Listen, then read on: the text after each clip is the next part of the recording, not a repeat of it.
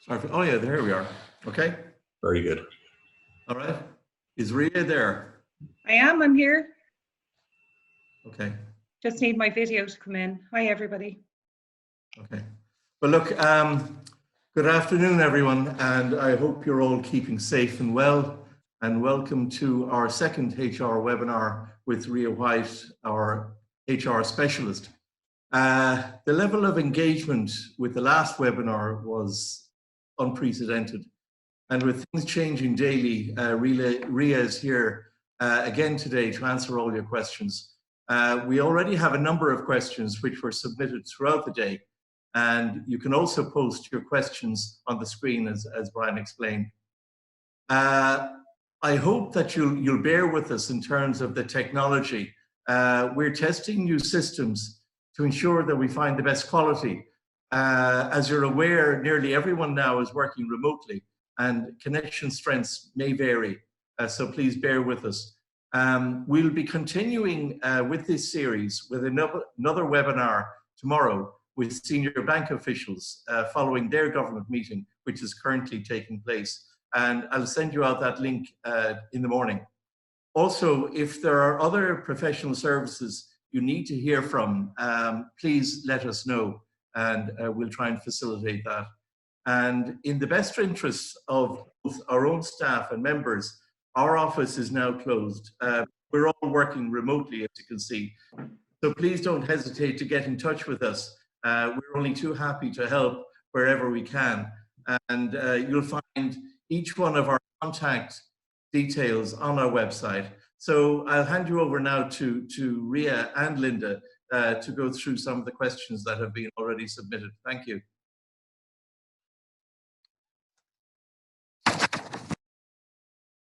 Thanks, Gerald.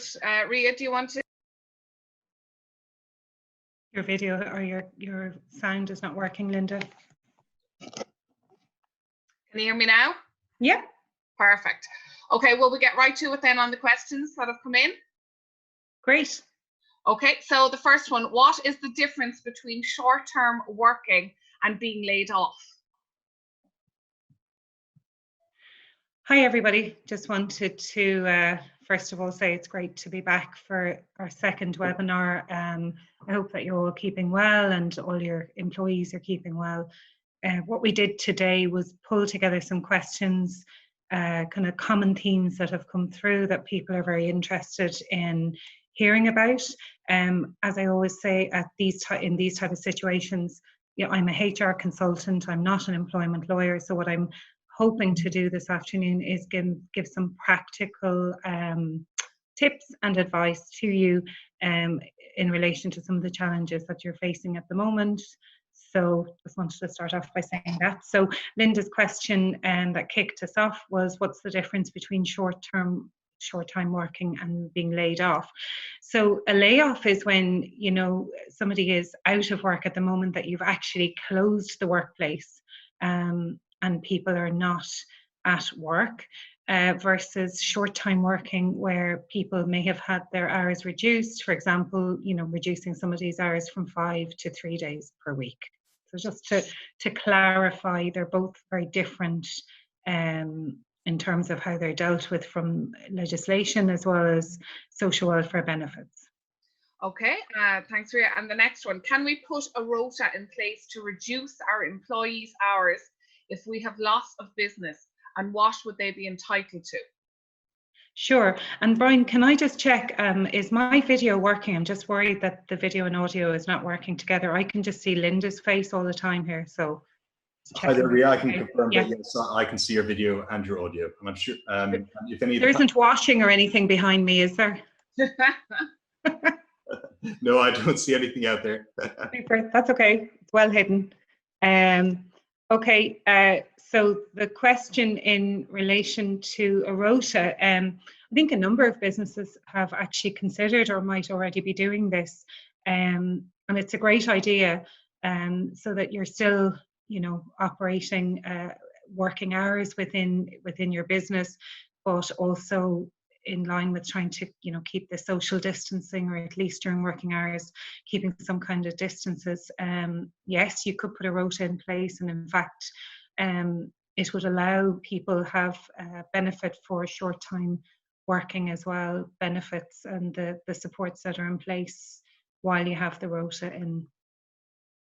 Okay, and how much do employees get paid by social welfare? So employees who are working short-term hours, for example, doing 3 and not 5 days a week. It's €203 per week maximum for a basic rate. So that works out as €40.60 per day. So there may be an entitlement to claim for dependents and so on, but the basic rate is 203, dividing that by 5 then. Okay, and our employees are working from home, probably not the usual 39 hours per week. Do we still have to pay them full wages? Yes, unless you've agreed that they are doing reduced hours. So certainly, yeah, they're at home, you're treating them as if they're at work, they're getting through a certain amount of work, and yeah, you'd have to pay them. I'm just looking, some questions are coming up on the chat panel, so I'm just going to have a quick look. Close our shops, trying to do some work on our website, bring in staff for a few hours. Does this mean they can fill out different form? Can we still pay the 203 and claim this back? I would suggest in that situation, if you are going to offer some work during this time, that you wouldn't be laying them off, you would be putting them on the short time working. So apply that way for the short time working benefit that's in place, the support that's in place at the moment. It allows you the flexibility then to bring them into work on the days that they're going to do some work for you. Hopefully that answers your question. Ria, just in terms of, we're obviously talking about social welfare here a lot. How long will it take to process the claims? You know, it's a good point. I actually heard yesterday somewhere along the line that they were working. Certain social welfare offices were working. So, you know, even on St. Paddy's Day, a normal day off, they were in.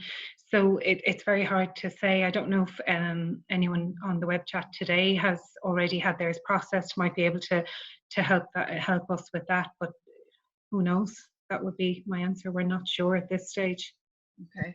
And is it true if we pay the employees the €203 per week now, we will get a refund? And how long will it take for us to get that money back from social welfare? Yeah, that's what they're saying, that if you can afford to pay employees the €203 now, yes, you will get it back. But the other thing they're saying is they don't have a plan in place yet as to how they're going to you know, how long it's going to take, what they're going to expect you to do. They have said that by the end of this week, they should be in a position to let us know. So keep an eye on gov.ie, because they're certainly doing their best to keep people updated. Okay. If employees are laid off and a company has the ability to supplement the €203 job seekers benefit, can they do this, or does it negate the ability to claim the €203?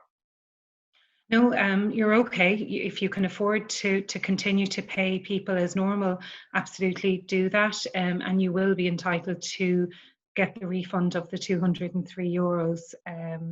You know, the balance of that back. You know, I suppose if you looked at it, if somebody's on maternity leave and you top up their maternity benefit, it's quite similar. The only difference is that you're going to be getting this €203 back. Okay, and just regarding social welfare payments for staff who have been temporarily laid off, will staff who work part-time be entitled to anything? Of course, yeah, they would be entitled to something based on the hours that they would normally work. So if their contracted hours have been reduced, then they'll be entitled to something for sure. Okay, and we talk about the €203, but who is entitled to the €303 payment? So the enhanced illness benefit of €303 has been put, like, that was nearly the first thing that they put in place. It's only for a period of 2 weeks, and it's where an employee has been told to self-isolate either on the instruction of a doctor, or they've actually been diagnosed with the coronavirus. So they'll be medically certified, and also they must be absent from work and not actually be getting paid by their employer, is what they're saying. That's the guidelines for who is entitled to it. Okay. With the uncertainty as to how long these layoffs could last, what is the situation in regards to staff looking for redundancies after a 4-week period without work? So normally the legislation says that if somebody was laid off for a continuous or consecutive period of 4 weeks, or over a period of 6 weeks had been working on short time, that they could apply, fill in the form, apply to their employer for redundancy. But obviously you don't really want to get to that stage. I would imagine what I'm hearing is, they're going to be very flexible about these periods of time, and they will have to extend them, that, in these circumstances, short time working can continue, or layoffs can continue for longer periods of time, because that would be obviously a very expensive thing to happen. And also, I'm sure many of you don't want to lose key employees, and that your hope would be to get them back when we get out the other side of this and your business starts back to normality. But the ideal situation is you keep them either laid off, getting their social welfare benefits, or doing the short time working for as long as possible. Okay. How do employees apply for payments and not go into the local social welfare office? Oh, sorry, there's some questions there that we're missing. Apologies. Yeah, no, go for it. I'm just looking. Sorry, one tick. As we said, technology now mightn't be the greatest strength here, for me anyway. Just going into Q&A. If you pay them the €203, does it have to be done through payroll? And if so, how do you manage? Yeah, it would, Jackie. You'd pay it through, a usual payroll. And obviously then you'll have a record of that. And I'm assuming by the end of the week, when we get the update on this, you'll be able to do a return via revenue to show how many people you've paid at the €203. Hopefully that answers your question. And then the other one, with regards to the €203, in a case where a part-time employee's normal wages is less than 203, presumably you pay them the lesser amount. Yeah,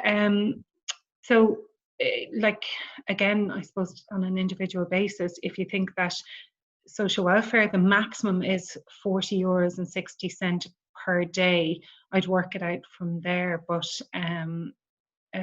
yes, you would be paying them pro rata based on that amount. Okay, so just another question here. We have a number of employees on job seekers allowance, so X's and O's. Yeah. If these employees have their hours reduced or have to be temporarily laid off, should they use the X and O's form, or should they use the COVID up form along with their normal X's and O's form? Yeah, I was looking into that. So they were saying that there's a separate pandemic support tab on gov.ie, and that, for somebody who's already within the system, that they can look at it. So I think you may end up doing both at the moment. So check out what I'm seeing as a pandemic support tab on gov.ie, just to see if that will help. Okay, just a couple of more left, Ria. Thanks. You're doing great.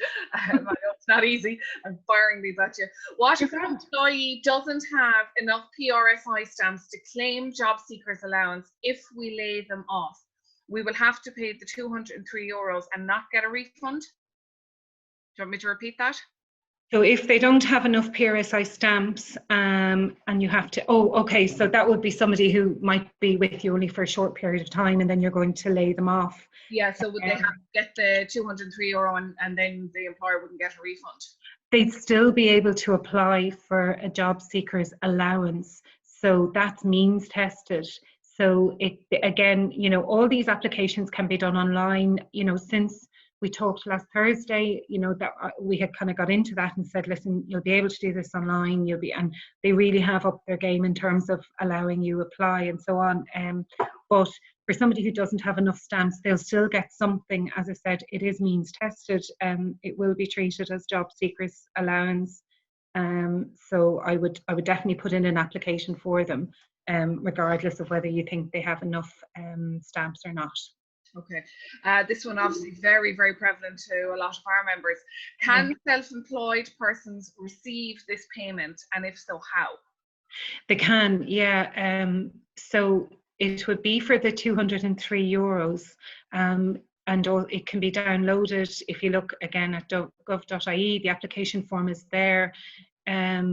So I think, yeah, there's been a lot about that, you know, self-employed people, directors of businesses and so on. There is that payment there that has been extended to the self-employed. Okay, last one, unless obviously anybody out there wants to. Yeah, I'm more than happy to take them. Yeah, of course. Yeah. We were due to shut down for 1 week at Easter. We will now be closed anyway during that period. Do we still have to give employees their annual leave paid during this week? So you're going to be closed down, and you were due to have a shutdown over Easter. And I'm assuming that the employees who have been laid off then are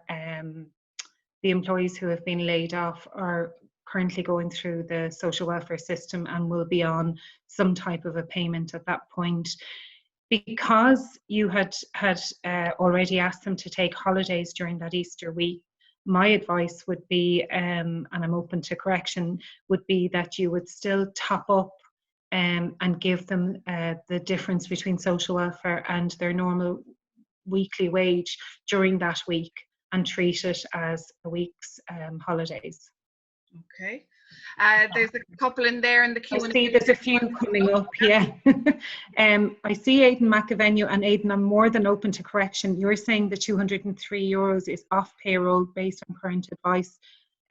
You're the accountant, so I'll take it from you. So just are you saying, and you might type in, Aidan, are you suggesting that you just do it as like a check to employees or a bank transfer to employees, but not put it through your payroll system? You might clarify that. I'm looking, there's another question. You mentioned individuals seeking the increased illness benefit should not be receiving payment from their company. Does this not contradict the request from government that companies top up illness benefit payment wherever possible? Yeah, I think that's interesting, because that's what they state in the guidelines, that that was the criteria initially for how they would give this enhanced illness benefit. But you know, I don't know if anyone has actually has got this payment through quickly. You know, whether they've actually received it, and also would they really fail to pay it for somebody when their employer is topping up their normal salary, the difference between the increased illness benefit and their normal salary. I'm just giving you the wording that they have there. My thoughts would be, I can't see there being any issues. They're not going to stop you. You know, we've all seen they're encouraging employers to help if they can. So definitely, I wouldn't have an issue with that. I see another question. If a new employee has a contract to start in a week's time, can we defer the start date to a few weeks later? You have no choice. Are you closed? That would be my question. Have you employment available for the person? If all your other employees are laid off at the moment, you know, would you be able to maybe either push out the start date? But what happens if that person has given up a job to come and work with you and that they would be unemployed? You'd need to look into that. Would they be entitled to at least sign on before you're ready to accept them in?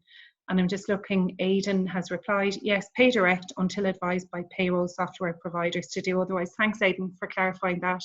So just to literally write a check for it, don't put it through your payroll is the advice there. So that's great, thanks for that. Just looking there's a question on the panel. Can we ask staff to work at all, even 2 hours a week, if we pay them the €203? Or do we have to pay them extra? Well, you see, you're laying them off, I'm assuming. So if it's just the €203 they're being paid, then that's all you're giving them is it's social welfare entitlement for being laid off. The only time you could ask them to do work for you I would say, is where you were topping up to normal salary. So I would just be very careful about that. If you're asking somebody to do officially do some work for you, and you have filled in forms saying you don't have work available for them, then, you know, I would say that that wouldn't go down well. Be my opinion anyway. Okay. There's another one. Can you confirm if the illness benefit only available to staff members of certain doctor? Can anyone sell? Yeah, no, it has to be somebody who has been certified by a doctor. They're the people who get the enhanced €303. Perfect. If you're asking somebody to be at home themselves, then you need to pay them. No problem. Ria, I think that's brilliant. Listen, thank you so much. I suppose just a reminder to everybody that we will deal with the bank situation tomorrow, so we will have some senior officials join us here on Zoom. We'll send out the link tomorrow. In the meantime, Ria, can I just say thank you so much. I think you've been a huge help to everybody. Obviously, if demand is there, we're always doing another one. Maybe if things change.